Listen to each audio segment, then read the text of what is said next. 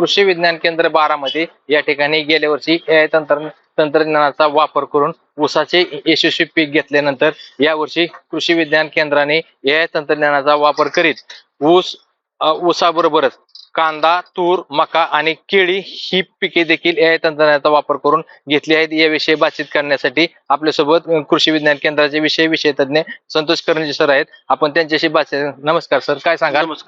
गेल्या वर्षी ऊसाचं यशस्वी पीक घेतलं होतं, यंदा परत त्यामध्ये कांदा हे पीक घेण्यात आलेलं आहे। निश्चित आपलं कांदा मुख्य पीक आहे महाराष्ट्रामधलं आणि पुणे जिल्हा, नगर जिल्हा, नाशिक, सातारा, सांगली या भागात बहुतांशी शेतकरी कांदा घेतात। परंतु कांद्यामध्ये गेल्या 2 वर्षापासून पीड रोग आणि दुसरं सगळ्यात महत्त्वाची समस्या आहे की शेतकऱ्यांना चांगल्या प्रतीचं बियाणं मिळत नाही। तर या दृष्टीने आपण आपलं राष्ट्रीय संशोधन केंद्र जे आहे कांदा लसूणचं राजगुरुनगरचं, त्यांच्याबरोबर आपण कोलॅबोरेशन मध्ये यावर्षी AI तंत्रज्ञानाचा प्रयोग केलेला आहे। तसेच IIT मुंबई यांच्या मार्फत पण आपण मदत घेऊन कांद्यामध्ये AI तंत्रज्ञान वापर करून कमीत कमी पाण्यामध्ये अगदी 6 इंच खोलीवरच पाणी देऊन आपल्याला चांगल्या प्रकारचं उत्पादन घेण्याचं तंत्रज्ञान आपण दाखवलेलं आहे। याच्यामध्ये सगळ्यात महत्त्वाचं जे आहे की आपण AI चा वापर करून एकरी 600 पिशव्या म्हणजे 30 टन कांदा उत्पादन घेण्याचं तंत्रज्ञान इथं दाखवलेलं आहे। याच्यामध्ये भीमाशक्ती कांदा आणि काही नेदरलँड येथील हायब्रिड कांद्याच्या व्हरायटी हे पण आपण दाखवलं आहे। आणि ह्या कांद्याचं वजन आपण जवळपास 500 ग्राम इतकं म्हणजे अर्धा किलो इतका कांदा होईल अशा प्रकारचं ते व्हरायटी आहे। तर त्या व्हरायटी पण आपल्या भागामध्ये 3 महिन्यापेक्षा जास्त टिकतील आणि आपल्या मार्केटमध्ये त्याला मागणी आहे। चवीला बी आकर्षक कांदे आहेत, तर ते आपण इथं दाखवलेलं आहे। कांदाच्या वेगवेगळ्या व्हरायटीमध्ये खरीपच्या, रब्बीच्या व्हरायटी हे पण आपण दाखवलेलं आहे।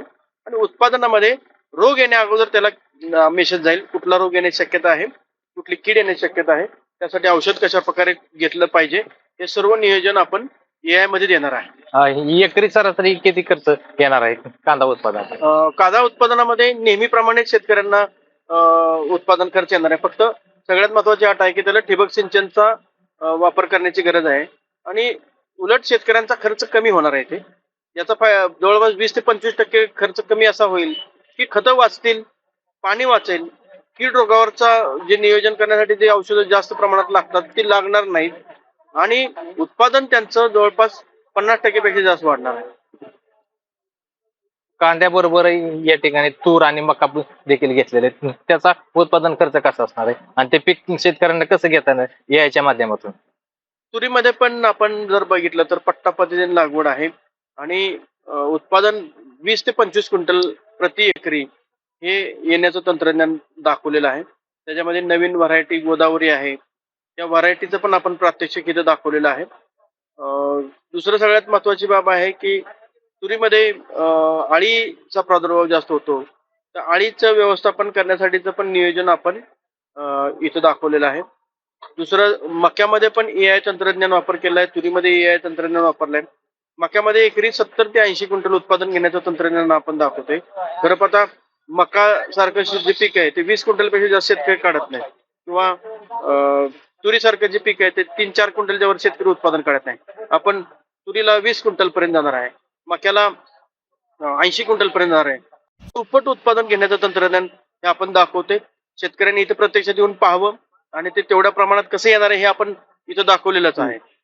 हे पुन्हा या ठिकाणी AI तंत्रज्ञानाचा वापर करून कांदा, तूर, मका आणि केळी अशी पिके या ठिकाणी घेण्यात आलेली आहेत। ही पिके शेतकऱ्यांना 17 ते 24 जानेवारी दरम्यान कृषी प्रदर्शनामध्ये पाहायला मिळणार आहेत। मंगेश कचरे।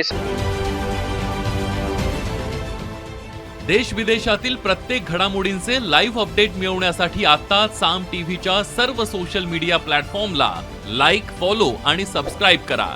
तसंच सर्व नोटिफिकेशनसाठी बेल आयकॉन प्रेस करायला विसरू नका।